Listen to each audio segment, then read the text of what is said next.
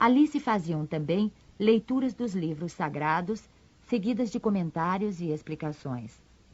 Cada um podia participar, e foi por isso que Jesus, sem ser sacerdote, ensinava nas sinagogas aos sábados.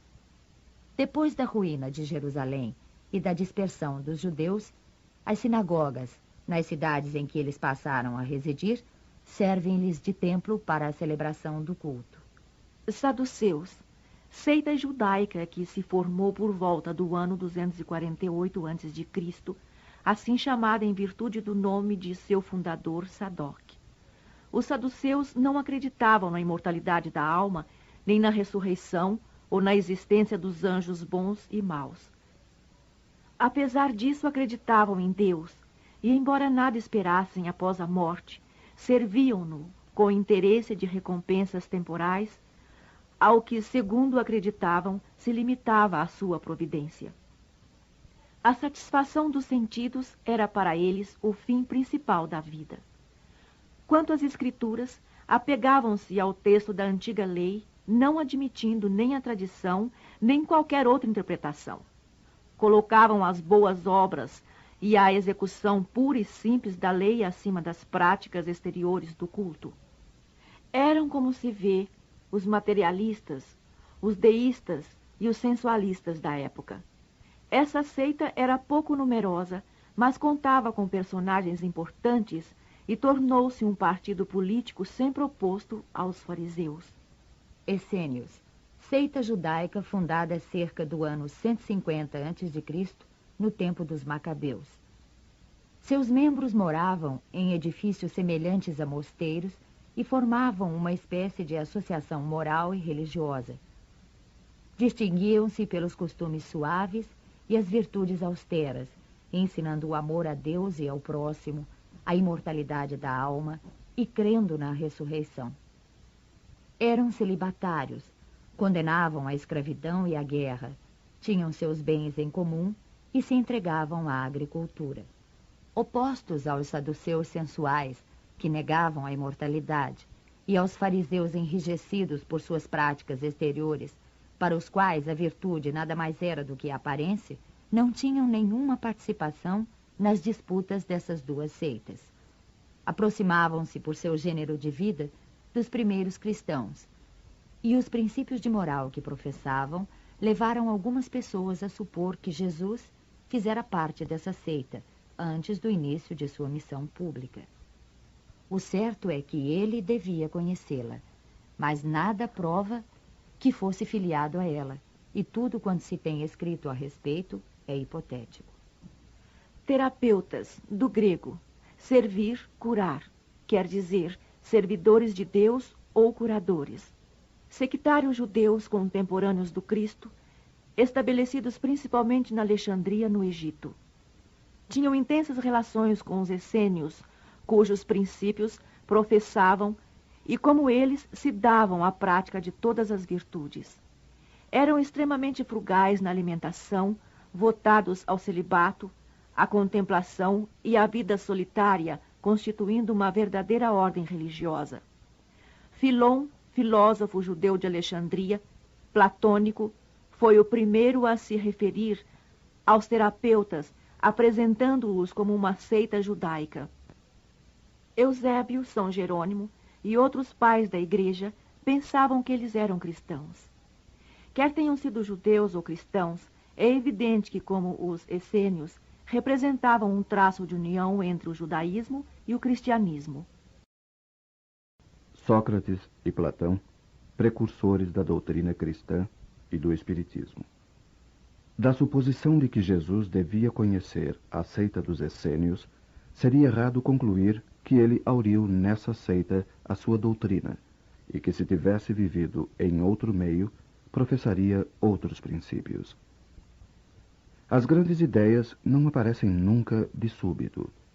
As que têm a verdade por base contam sempre com precursores que lhes preparam parcialmente o caminho.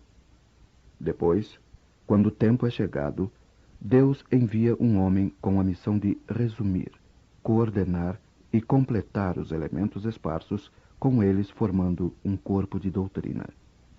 Dessa maneira, não tendo surgido bruscamente, a doutrina encontra, ao aparecer, espíritos inteiramente preparados para a aceitar.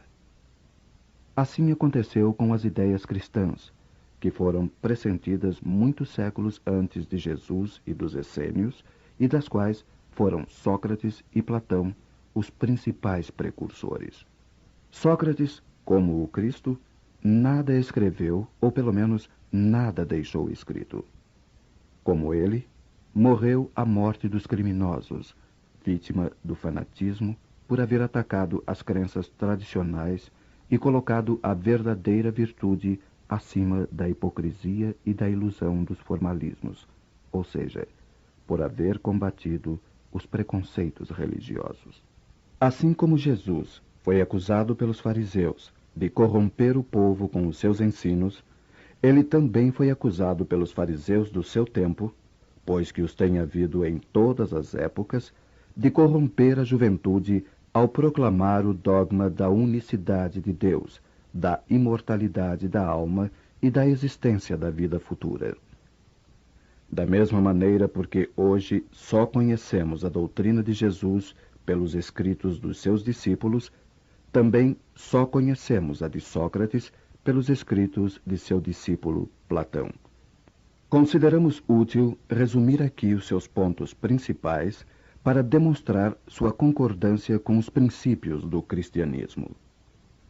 Aos que encarassem este paralelo como uma profanação, pretendendo não ser possível haver semelhanças entre a doutrina de um pagão e a do Cristo, responderemos que a doutrina de Sócrates não era pagã, pois tinha por finalidade combater o paganismo, e que a doutrina de Jesus, mais completa e mais depurada que a de Sócrates, nada tem a perder na comparação.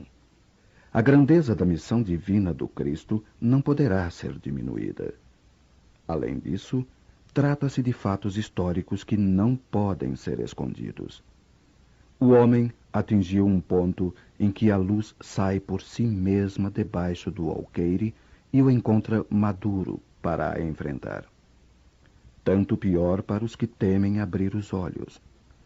É chegado o tempo de encarar as coisas do alto, com amplitude, e não mais do ponto de vista mesquinho e estreito dos interesses de seitas e de castas. Estas citações provarão, além disso, que se Sócrates e Platão pressentiram as ideias cristãs, encontram-se igualmente na doutrina de ambos os princípios fundamentais do Espiritismo. Resumo da doutrina de Sócrates e Platão. O homem é uma alma encarnada. Antes de sua encarnação, ela existia junto aos modelos primordiais, as ideias do verdadeiro, do bem e do belo. Separou-se delas ao encarnar-se e, lembrando seu passado, sente-se mais ou menos atormentada pelo desejo de a elas voltar. Não se pode enunciar mais claramente a distinção e a independência dos dois princípios, o inteligente e o material. Além disso, temos aí a doutrina da pré-existência da alma, da vaga intuição que ela conserva, da existência de outro mundo ao qual aspira, de sua sobrevivência à morte do corpo, de sua saída do mundo espiritual para encarnar-se e da sua volta a esse mundo após a morte. É, enfim, o germe da doutrina dos anjos decaídos. A alma se perturba e se confunde quando se serve do corpo para considerar algum objeto. Sente vertigens, como se estivesse ébria, porque se liga a coisas que são, por sua natureza, sujeitas a transformações. Em vez disso, quando contempla sua própria essência, ela se volta para o que é puro, eterno, imortal, e sendo da mesma natureza, permanece nessa contemplação tanto tempo quanto possível. Cessam então as suas perturbações, e esse estado da alma é o que chamamos de sabedoria. Assim, o homem que considera as coisas de baixo, terra a terra do ponto de vista material, vive iludido. Para apreciá-las com justeza, é necessário vê-las do alto, ou seja, do ponto de vista espiritual. O